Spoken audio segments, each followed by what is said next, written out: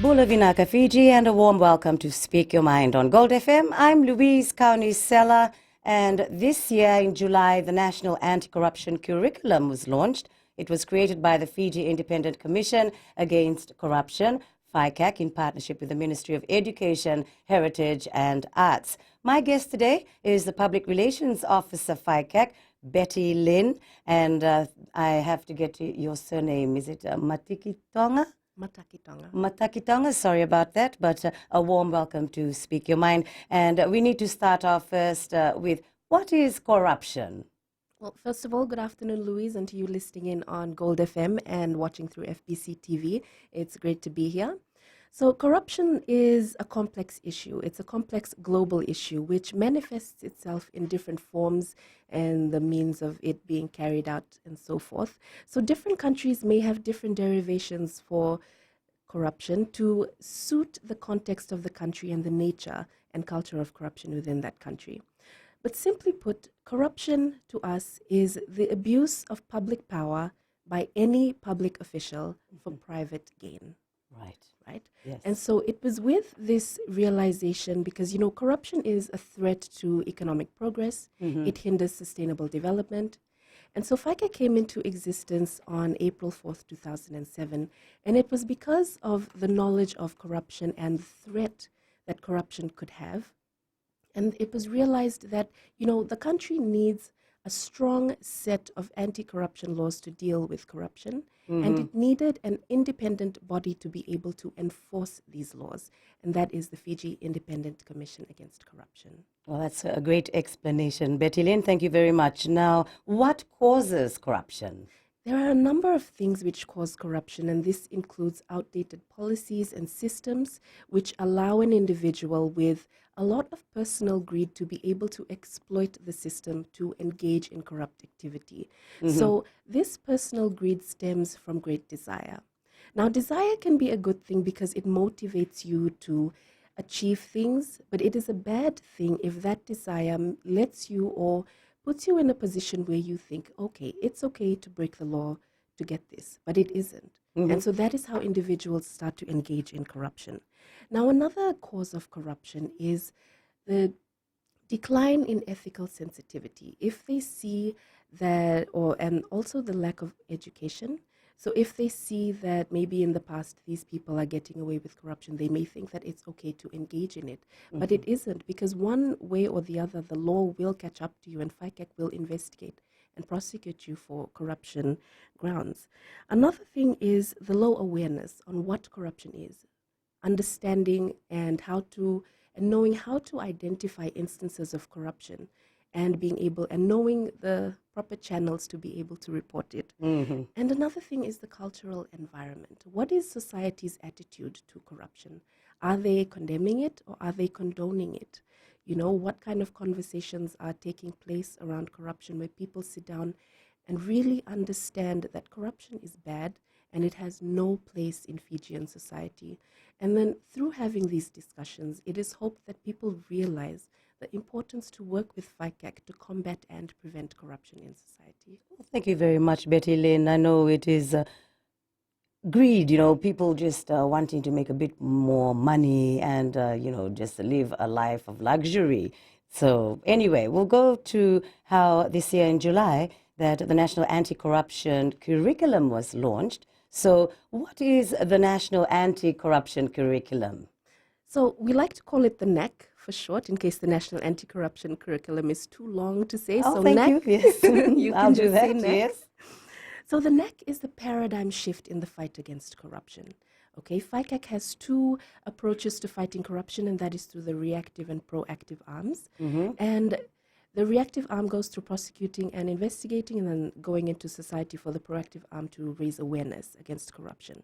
Now, for the NAC, it shows the shift because while we are actively combating against corruption now, we are preparing a future generation to be full of integrity. We are arming students. As Nelson Mandela once said, education has the power to change things. Absolutely. So the NAC will be this game changer because it's implementing into the national curriculum framework aspects of anti-corruption. So students will be able to be enhanced morally and to understand the important role that they play in fighting corruption. Yeah, I think this is a great idea. I mean, it always starts with the children. I mean, obviously at home too. Parents need to be teaching their children of the good morals that they need to have. But then sometimes, home is not as stable. So this is a great idea. So how will the NEC, I should say, be taught in schools? Okay, so for students in years 5 to 8, students will encounter the NEC in English and social studies. And for those from years 9 to 13, they will encounter the NEC in English, social science, history, and accounting. And what we've done with the Ministry of Education, Heritage and Arts is we've prepared, comprehensive activities, composition activities, indoor games and challenges to push students to really, challenge them mentally, academically, and ethically. Because going out into society, we will face many different ethical dilemmas. And the NEC wants to help prepare students to be able to address that. It will empower them to say no to corruption, report corruption, and stand against it always. Yeah, that's really good. So what is the goal of the NEC? The goal of the NEC is to create a generation of integrity. Now, we've seen with corruption, the prevalence of corruption in society is due to the fact that people they've foregone or they've forgotten or they've completely disregarded the moral values that have been instilled in us from a young age. So we need to strengthen that in people. So to create a generation of integrity, we need to keep on cultivating these values and let students, when they encounter the NEC, they need to be able to see the value of having this in their life and to always stay true to it. Because integrity is integral in the fight against corruption, because without it, you won't be able to clearly distinguish between right and wrong, and you will, give in to your desire, which we do not want. Yeah, that's so true. Thank you, Betty Lynn. So why is NEC important? Well, I mean, it's pretty similar, the goal and why it's important, Yes. but maybe you might be able to add on something there. Okay. So the National Substance Advisory Council, they released some very worrying stats, Louise. Now, they've shown that the trend involving young people has many cases of substance abuse, verbal and physical abuse. There's lots of bullying. The Fiji police force charged close to 500 juveniles last year alone. And that is a worrying trend. And that Very is due worrying. to the lack of the moral values. I'm sorry, Betty Lynn. We'll Yes. come back to that topic when we get back on Speak Your Mind. This is Gold FM, only the classic hits, the only classic hits station in the country.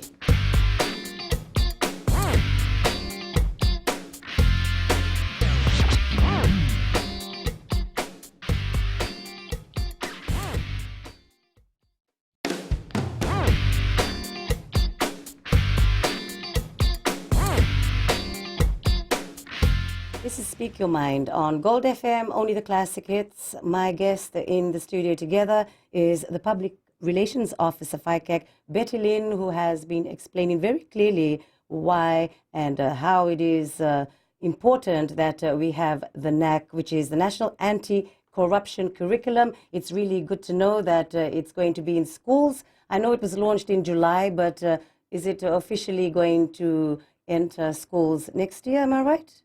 The implementation for the National Anti-Corruption Curriculum is happening in 3 phases.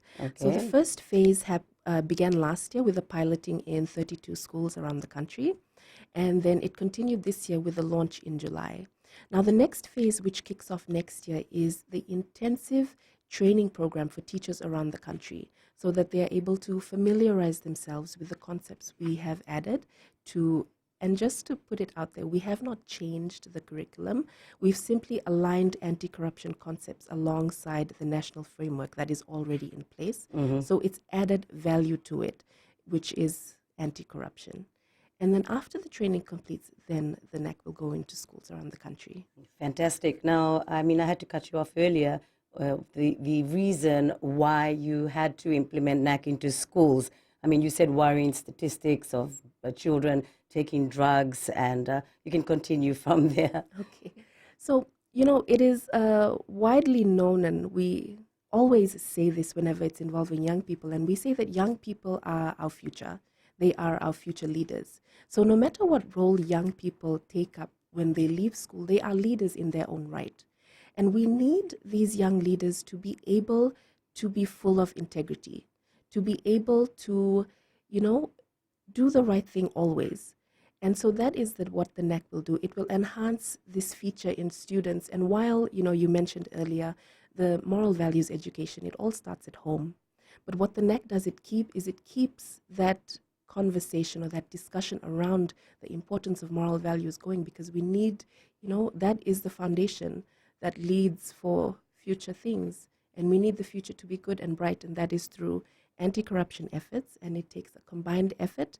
Students, teachers, the families, everybody needs to be open to the idea to working alongside us to combat and prevent corruption. Very true. Now, how was the idea brought up to create this anti-corruption curriculum? So this idea to have it came about, I would say 5 years ago. It was at international training program. So we had an officer go, and they were talking about an anti-corruption curriculum that was in one of the countries that was present there. And, that inspired us.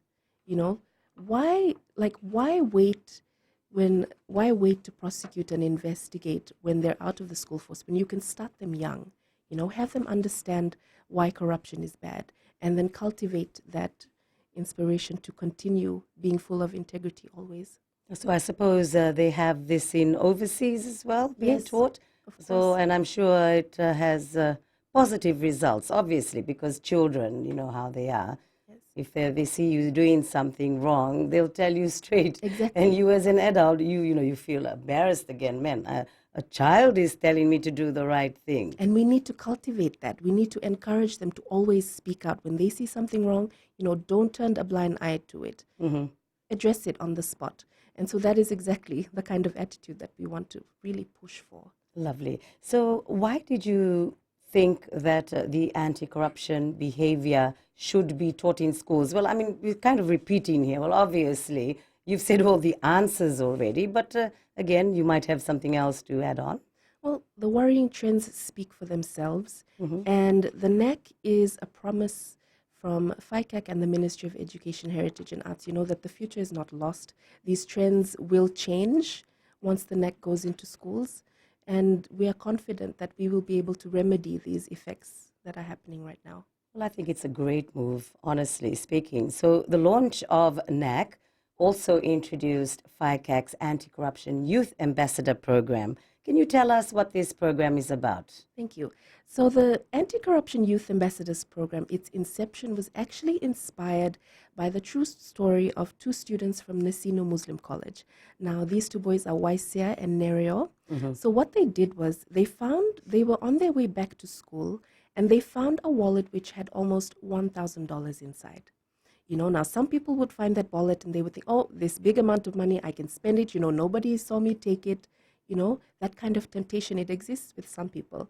But these two young boys, they didn't experience any such thing. They immediately opened the wallet. They found the owner's details. They called the owner, and that same afternoon, the wallet was returned. Amazing. Amazing, really amazing. And so what happened after that was the two boys didn't tell anybody about what had happened. They went back to life as normal. Now, the owners of the wallet, they went back to the school to say thank you to the boys. And that is when the principal found out, and he called the media. So he prepared these honesty awards for the boys. He awarded them in front of the school and congratulated them and acknowledged their act of honesty. Right. And now when the story broke in the media, that is when FICAC found out.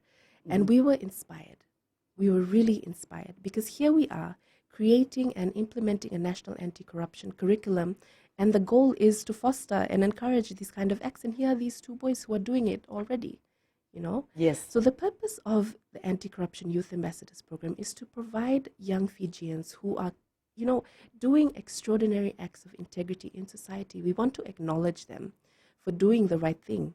It's important that we acknowledge it, because in acknowledging it, we are inspiring other young people to aspire towards acting with integrity in always. Now, I was speaking with the two boys when I had first met them to get their story, and I asked them, after the ad came out, FICAC produced an ad for the story which aired on various channels and mediums. And so I asked them, how has the response been from people? What are they saying to this ad? How are they reacting to it? Now, what they told me really surprised me. So while some were congratulating them and saying, good job, this, continue doing this thing, it's really important, etc., there was another group who said, why did you do that? Oh, That was your dear, luck. You man. lost your luck. You shouldn't have done that. They told you that. Yes, they told me that was some of the reaction and response that they got. Now, see, when it comes to fighting corruption, we need to change that kind of mindset. You don't see something that does not belong to you and say, oh, it's my lucky day. I found $1,000. I get to spend it. No, you find it, you return it. Be honest. Be honest. That is integrity. That's integrity, Right? yes. So by creating this program, we want to help change mindsets. We need people to see this as the right thing. What these boys are doing is right. Yes. It's not wrong. It's not their luck. They're not passing up their luck by returning it. Yeah. So currently... Just can't get over that. I mean, you miss your luck. Yeah. Typical. I mean, see, that kind of behavior, you have to be honest. I mean, even religion teaches us to be honest. Yes. Anyway, we'll be back shortly on Speak Your Mind. Thank you a lot for your company, and I hope you're enjoying the show.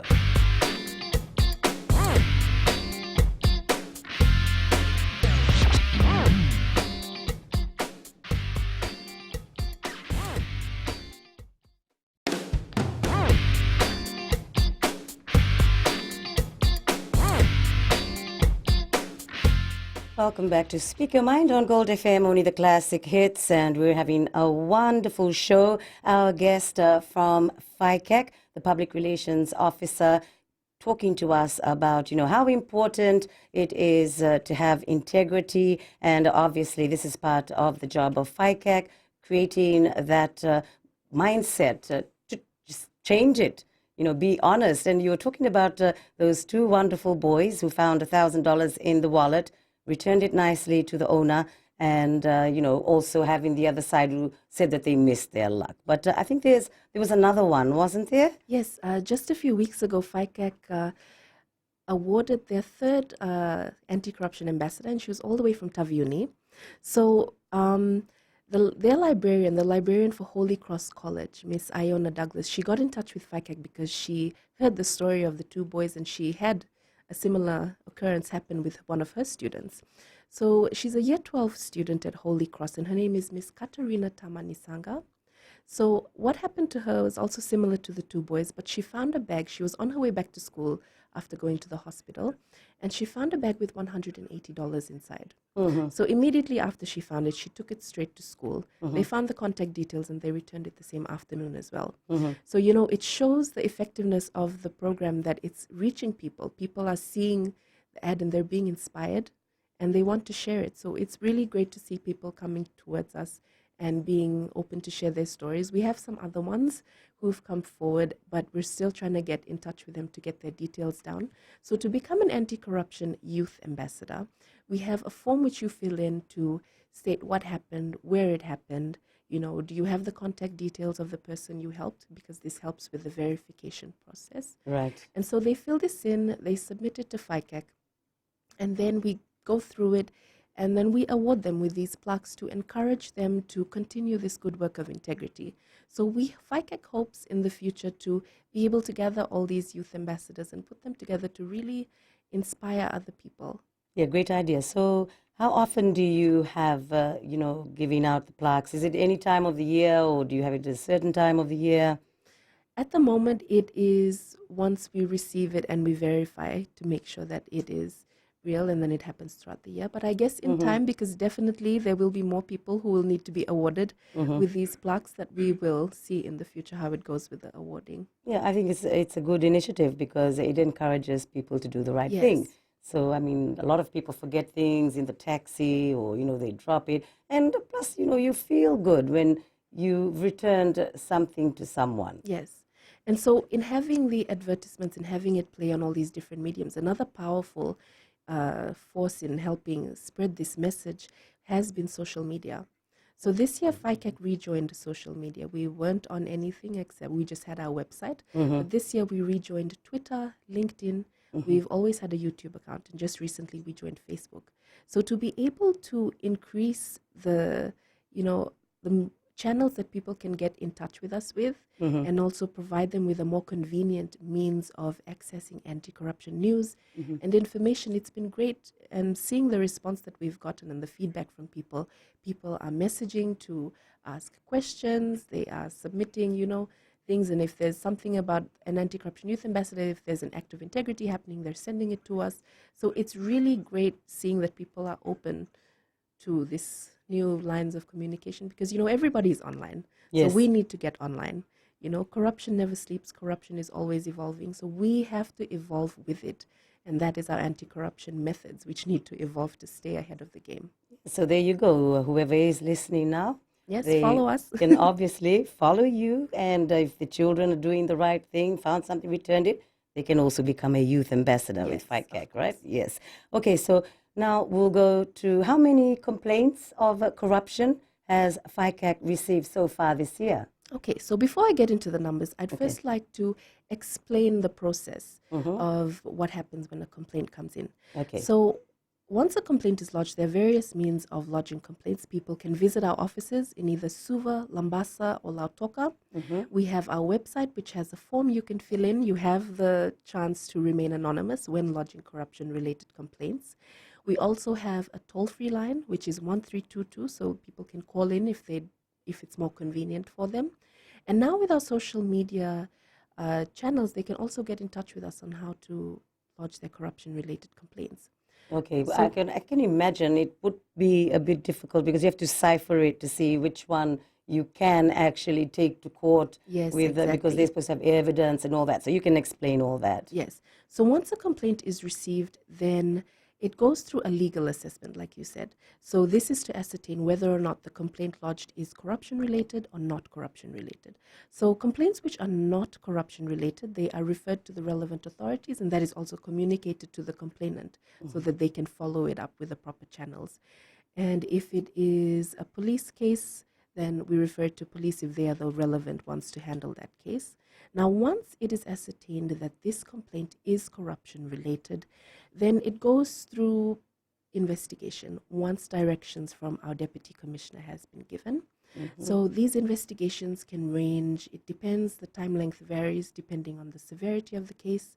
So what our investigators do is they work tirelessly and effortlessly to go and collect evidence, photos, videos, calls or recordings, etc., as such, and then they call in the suspect for a caution interview to gather more information and allow the suspect to be able to give their side of the story. Okay. So all this evidence, once it's collected, it goes to our prosecutors in-house, who then go comb through everything and see what corruption-related charges can be drawn up, and then it is produced before the various courts around the country. Oh, okay. So it's quite a process. Yes, it is. Yes, and so what happens? Now you have to tell me how many complaints of corruption FICAC has received so far this year. Okay, so far this year, FICAC has received a total of 260 corruption-related complaints, which are under investigation. So, under investigation. Oh, okay. So I thought you were going to say out of that 200, maybe 50. Okay. So they're all under investigation now, but none. What about being taken to the court? We have taken some cases to court this year. That is we've produced 20 cases this year before the courts involving 27 individuals. And so these are all from different government ministries or companies who have been found to have been engaging in corruption or alleged to. So we've charged them with it. And then the rest of the cases will be produced in time once the investigations have completed. Yeah, so, we've read it in the news, so we won't have to say more. I'm sure everyone knows about it. But, okay, so in monetary terms, what is the highest amount of money that someone has, been doing been involved in corruption? So we have some cases before the court which are involving a lot of money, but I cannot speak on that at the moment because it's still before the courts. No problem. But in terms of completed cases, we had one case involving $4.1 million. Boy. Yeah, which was taken over a long period of time. And when the amount was communicated to the suspect, he was surprised that much had been taken. He didn't even realize that amount. I mean, they just want to help themselves more. So, I mean, for someone, you maybe would like to tell them the signs that, they'll be able to know that someone is, being involved in corruption. So it's really important because maybe some people, you go to work and you do your job and you leave, but you need to be very observant. So if somebody's spending habits has changed, if, I'm sure like if you see, it's pretty easy to identify if somebody is cutting costs or cutting corners.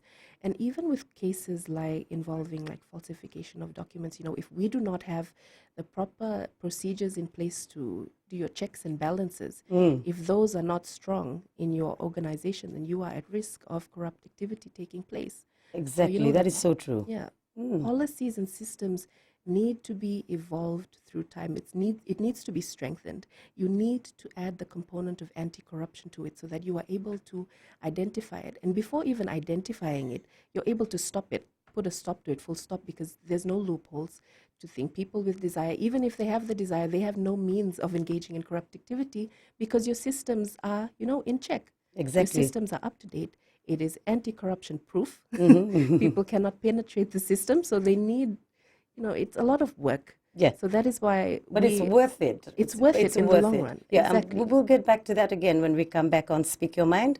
Gold FM, only the classic hit.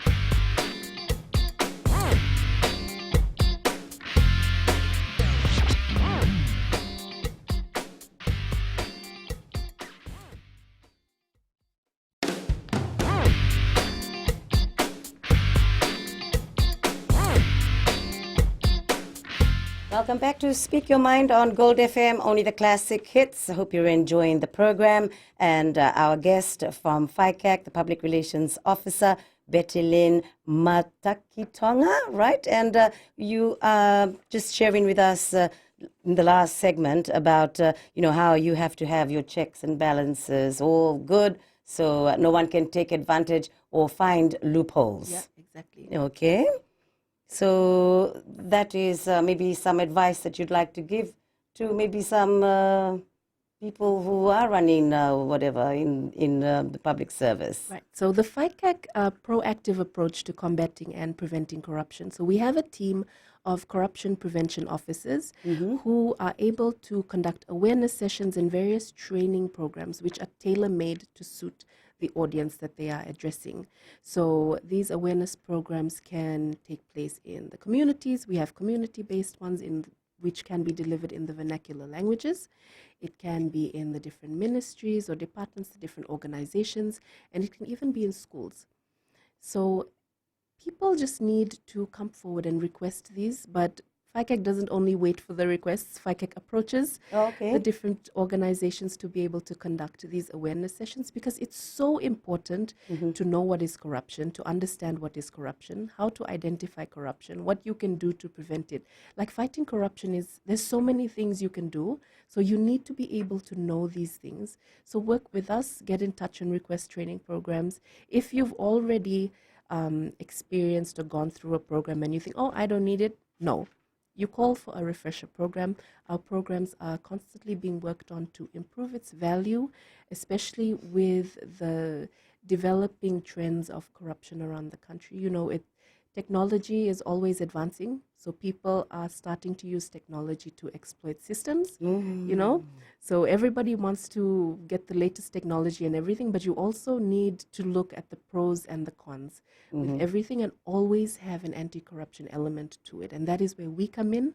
So we have different programs for the private and also for the public sector. We address, all levels. So there's something for everybody. Yes, I think people really should get in touch with you more because there's always some greedy person wanting to make that money. I mean, you even read about it in overseas, how you have, celebrities, musicians, they've trusted their accountants so much and then later come to find out that, they've been pinching money off them. So that's corruption too. Yeah, and it's really bad because, see, corruption sows mistrust. And how can we have sustainable development if you don't have trust that the development will happen sustainably and in a transparent and accountable manner? Yes. So, I mean, it's only right that they get prosecuted. Yes. Anyway, so what are the main corruption offenses in the country? Okay, so right now, topping the list of the top 5 would be bribery, abuse of office, fraud, falsification of documents, general dishonesty, obtaining a gain, and so forth. Okay, so well, I mean, it's all related to getting money. Yes, So it's just definitely. one common common ground. Yeah? So, like all these offenses, they come under one name, but like I said before, the ways that people are engaging in corrupt acts, these are evolving. Yeah, they're finding new and more cleverer ways to find loopholes Yes. to get money. So that's why people have to get in touch with you. Yes, so that we can help them stop them. Yeah, exactly. So, is there anything else that you'd like to share about FICAC? Well, fighting against corruption, we cannot do it alone. We cannot do it alone. We can introduce and have all these programs. We can have the National Anti-Corruption Curriculum. But if people are not open to working with us, if they're going to, have this idea that FICAC are the bad guys, then we cannot fight corruption. People have to be open to us, work with us. We are your friends.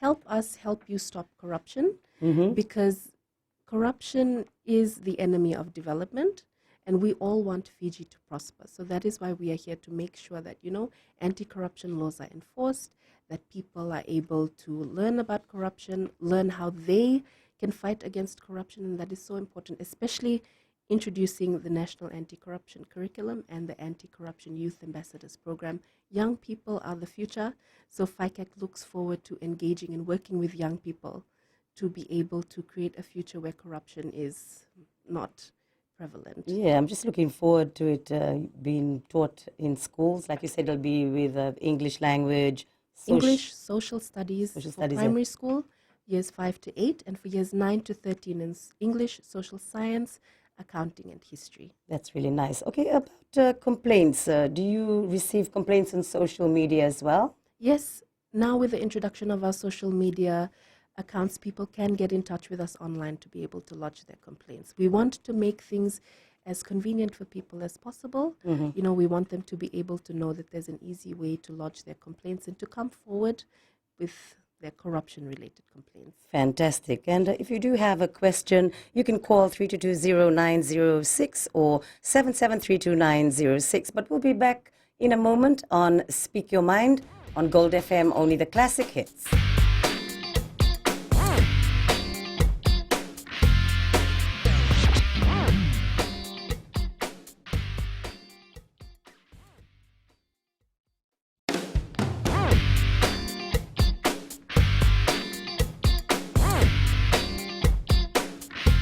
Welcome back to Speak Your Mind on Gold FM, only the classic hits. I do hope you are enjoying the show, and it's always good to, learn things. And FICAC is with us to help against corruption. So, Betty Lynn, is accepting gifts a form of corruption? It is, if the gift is given with the intention to influence a public servant to be able to do them a favor. Yeah. Okay, so like maybe if you go to get a public service and then you say, oh, here's $20 for your lunch, Yes. that I kind mean, of thing. human nature. Human nature. You love Right. to get gifts. You love to be Yes. acknowledged for the work that you're doing. But you are already being paid a salary to provide people with this service, so you should not be accepting things, which could have the potential to influence you. Yeah, Right? because that person is giving it to you because that person wants something in return. Yes. I mean, obviously we have people who, very good-hearted, they'll just give it and, fine, keep it. But then Yeah. you have others who are not like that. Yeah, and the risk with that is because if you develop this habit as a public servant of expecting and receiving gifts on a regular basis, you will start to withhold services and delay services intentionally. So people, they will be like, oh, what can I do to get this done faster, and that is how corruption gets in. So it's very important to have, a gift-giving policy. So if you receive any gifts, you need to declare it to your boss or your supervisor. There needs to be checks and balances. That is the most crucial thing as well, not only to having integrity. You need to have a bulletproof system. Yeah, I think that's That's right. Now, can I be charged if I know about a corrupt practice but don't report it? Yes. Under the Prevention of Bribery Act, there is a provision which charges an individual for not reporting it, and that is the kind of attitude we need to get rid of as well. Like we were talking about the neck earlier and how little kids are always, they're the first ones to point out something that's wrong. But then it's unfortunate that as we grow older, we lose that, that That innocence outspokenness. and Yes. honesty Yes. and integrity. Yes, we Yes. lose that, and then we turn a blind eye to things that are wrong. But don't do that. So the neck is strengthening our young people to always point out what is wrong and do something to address it. So as as adults already in the workforce, our training programs are as such, to try and help break that behavior or that habit of turning a blind eye to things that are wrong and doing something actively to make that right. Thank you very much, Betty Lynn. I think there's someone on the line. Good afternoon. Good afternoon. Okay, who am I speaking to? This is Maria. Maria, and you have a question or something to share with us on Speak Your Mind? Yes, I have a question for Betty Lynn. Thank you. You were recently, just a few minutes ago, you were talking about how we, okay, hold on, sorry. You know how you were saying about giving money to public servants and stuff if they do something for you? Well, we come from a generous family, and I feel like we do that a lot-ish, but not with the bad intention.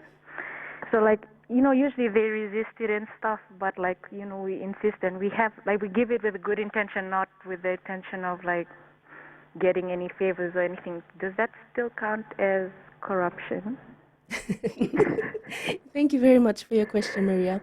So it will count as corruption if, it's a very, very tricky thing, because like she said, you can give it with no intention for it, but then it ends up being it because it will, instill in the public servant, over time they might think, okay, it feels good to get gifts. I'm going to keep receiving it. People are just saying, thank you, it's okay, but, But then that person has to declare it to the boss, they have right? to declare it. So that is why they need a gift-giving policy. Yeah, receive it, but they have to declare it to the boss. Yes. Okay. And so that also goes to how culture can enable corruption to happen. So we need to check it. I know we have a very generous culture, but we need to stop corruption. So we need to draw the line sometimes. Yeah, because otherwise, they'll be expecting it every time. Yes. And then who knows? I mean, will they actually let their boss know that they did get the Exactly. gift? That's another thing, yeah? Okay, well, thank you so much. That was a good call. And someone else now. Hang on a second. Gold FM, speak your mind. How may I help you? Hi, how are you? My name's Abigail. Can I ask a question? Sure, Abigail. Okay. Some time back, this was last year. It happened twice. I was at RB Patel shopping with my daughter, and when we pushed our trolley to come to the cash out counter, my daughter pointed out that below the trolley lay a $50 bill. We looked around.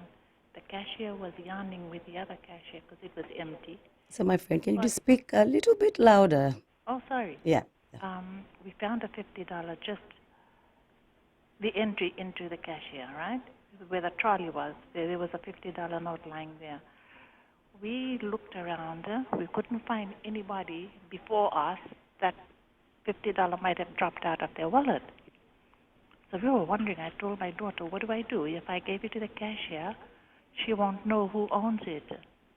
But you know what I did? I picked up that $50. I looked around. I used it for my shopping. Was that corruption? Well, thank you very much for being honest. Let's have Betty Lynn's answer on that. Thank you, Abigail, for sharing your story with us. That goes back to the definition of corruption, and corruption is the abuse of public power for private gain. So, I guess in a shopping mall, it would have been hard to find the owner of the $50. So in that instance, So what would you suggest? It's a difficult one. Yeah, it is. Yeah, but I mean, you try to suggest something. Okay, well, in cases like that, perhaps you could have spoken to the supermarket. Maybe they have the CCTV footage to be able to find the person who dropped their money. And then maybe what could have happened after that if the person didn't come back looking for the money, or what if the money fell from the till? You know, there's so many different possible explanations for what happened to that money.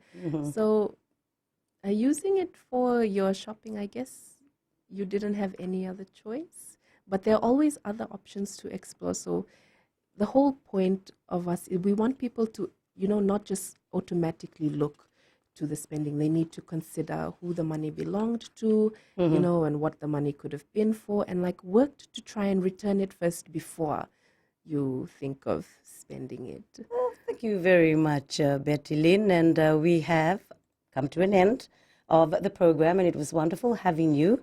Thank you. And I look forward maybe to, having you next year on the show, because we will most definitely have a follow-up on the curriculum, which isn't it a first for the Pacific, my friend? Yes, I believe so. Oh, It is. Oh, that is lovely. Anyway, from FICAC, thank you so much for coming on the show, Betty Lynn. Thank you, Louise, and thank you to our callers, Maria and Abigail. Lovely. On Speak Your Mind again, this is Gold FM, only the classic hits, and we'll catch up again next week.